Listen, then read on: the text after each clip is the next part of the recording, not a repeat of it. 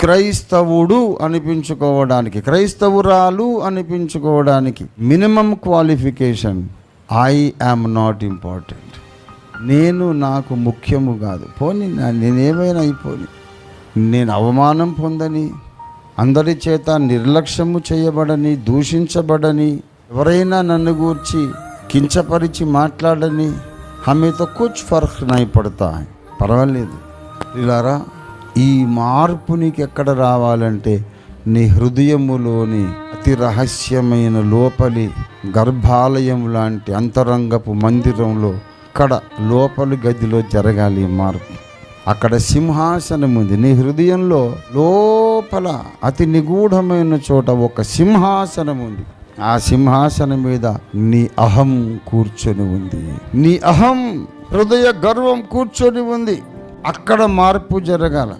సింహాసనము మీద ఉన్న దుష్టరాజు హృదయ గర్వమును దింపేసేయాలి. ఇది మేజర్ ఓపెన్ హార్ట్ సర్జరీ. బైపాస్తోనే జరగదు, పర్రమని కోయాల్సిందే.